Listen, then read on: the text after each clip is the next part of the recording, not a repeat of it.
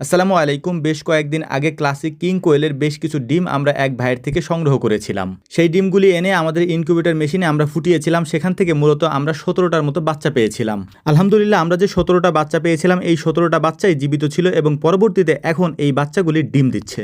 যদিও classic king কোয়েলের এই বাচ্চাগুলির মধ্যে 13টা বাচ্চা পুরুষ হয়েছিল, মাত্র 4টা বাচ্চা মেয়ে হয়েছে। ফিমেলের সংখ্যা কম থাকার কারণে ওই ভাইয়ের থেকে পরবর্তীতে আমরা আরো 50টার মতো ডিম নিয়ে আসি। ডিমগুলি এতদিন আমাদের স্যাটার মেশিনে ছিল, আজকে এই ডিমগুলিকে আমরা আমাদের হ্যাচিং মেশিনে দিয়ে দিব বাচ্চা ফোটার জন্য। তো ডিমগুলিকে আমরা নামিয়ে নিয়ে সুন্দর করে একটা ট্রের মধ্যে স্প্রে করে তারপর আমরা আমাদের হ্যাচিং মেশিনে এটাকে দিয়ে দিব।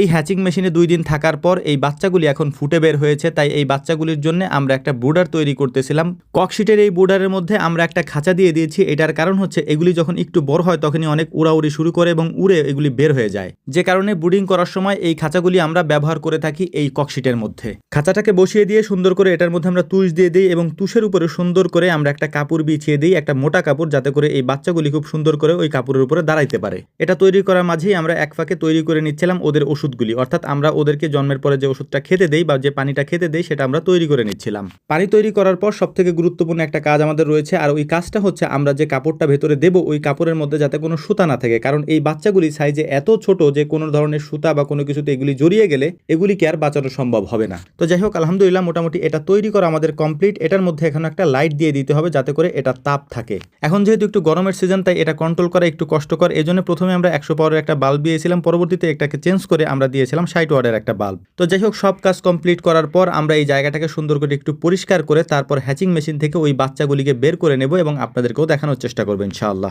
তো এবার আমরা ডিম দিয়েছিলাম 50টার মতো। এই 50টা ডিমের মধ্যে আমাদের 38টা বাচ্চা আজকে ফুটে বের হয়েছে আলহামদুলিল্লাহ। এই বাচ্চাগুলি সাইজে কত ছোট এটা হয়তো ভিডিওতে আপনি বুঝবেন না, সামনাসামনি যদি দেখতেন তাহলে বুঝতেন যে এই বাচ্চাগুলি সাইজে কত ছোট হয়। মানে হাতের আঙ্গুলের উপরে যদি আপনি রাখেন তাহলে বুঝবেন যে কত ছোট একটা বাচ্চা। আমি মাঝে মাঝে অবাক হই যে এই বাচ্চাগুলি কিভাবে এত দ্রুত সার্ভাইভ করতে পারে, অর্থাৎ ওদেরকে খাইয়ে দেওয়া লাগে না, ওদেরকে কোনো ধরা লাগে না, ছোঁয়া লাগে না, কিছুই করা লাগে না, শুধুমাত্র ওদেরকে রাখার জন্য সুন্দর একটা জায়গা করে দিতে হয় এবং সেখানে খাবার এবং পানি সুন্দর করে সরবরাহ করতে হয়। তো বাচ্চাগুলির মাঝখান থেকে যে ডিমগুলি ফোটেনি, মানে 12টার মতো ডিম ফোটেনি, এই ডিমগুলিকে আলাদা করে ওই ডিম